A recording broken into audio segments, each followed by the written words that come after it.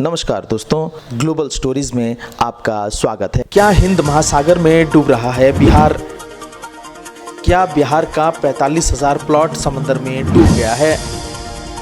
इससे सिर्फ किसान ही नहीं बल्कि पूरे बिहार की जनता हैरान है, अधिकारी भी परेशान है। हो ना हो लेकिन कुछ ऐसा ही हुआ है। अब आइए इसके बारे में हम आपको विस्तार से बताते हैं। दरअसल बिहार में डिजिटल सर्वे हो रहा है।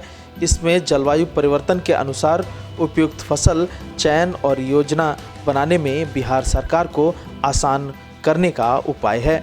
इस सर्वे के बाद क्षेत्रवार फसलों को लगाने और कहाँ कैसी फसल लगने के लिए उपयुक्त जलवायु है, इन सब का भी सहजता से पता चल सकेगा। लेकिन बिहार तो बिहार है, जैसे ही यह सर्वे चालू हुआ अर्थ का अनर्थ हो गया। बिहार के भोजपुर जिले के कई प्रखंडों में ज़मीन समंदर में चला गया। आपको बता दें कि भारत के दक्षिण पश्चिम में भले ही हिंद महासागर बिहार के भोजपुर से 1200 किलोमीटर दूर है, लेकिन डिजिटल सर्वे में जिले के अधिकांश ज़मीन के टुकड़े समंदर में दिख रहे हैं। इससे बड़े संख्या में किसान हैरान परेशान हैं और डिजिटल सर्वे में भोजपुर जिले के 12 प्रखंड 45,000 प्लॉट की लोकेशन हिंद महासागर में दिख रहा है। इस चूक का पता तब चला जब कृषि विभाग के कर्मचारी प्रखंडों में प्लॉट का डिजिटल सर्वे करने लगे हैं। अब सवाल उठ रहा है कि इतनी बड़ी गड़बड़ी कैसे हो गई। तो बताया जा रहा है कि अक्षांत और देशांतर यानी लॉन्गिट्यूड और लैटिट्यूड में तकनीकी गड़बड़ी के कारण हुआ है। आपको बता दें कि किसानों की ज़मीन के बारे में वैज्ञानिक डाटा उपलब्ध करने और ज़रूरतमंद किसानों को योजनाओं का उचित लाभ देने के उद्देश्य से बिहार डिजिटल क्रॉप सर्वे 20 सितंबर से चालू कर रहा है और जिला भूमि संरक्षण विभाग प्लॉट के डिजिटल सर्वे को विभागीय साइट पर अपलोड करने जा रहे हैं। इसके तहत भोजपुर जिले के अंगिवा, गढ़हनी, तरारी आदि प्रखंड के प्लॉटों को उनके सैटेलाइट डाटा के आधार पर अपलोड किया जा रहा है, लेकिन यह विभाग उस प्लॉट को अपलोड नहीं कर पा रहे हैं। अक्षांश और देशांतर में तकनीकी गड़बड़ी थी। कागज़ में जिस स्थल पर जिस मौजा और खसरा का उल्लेख है वह उस जगह पर नहीं दिख रहा है, वह सीधे हिंद महासागर में दिख रहा है। हालांकि कृषि विभाग ने यह स्पष्ट किया है कि कृषि विभाग के अनुसार ऐसी गलती राजस्व विभाग के द्वारा की गई है। राजस्व विभाग ने ज़मीन को नए सर्वे में अपलोड किया है, जिसमें देशांतर की जगह अक्षांत और अक्षांत की जगह देशांतर को अपलोड कर दिया है।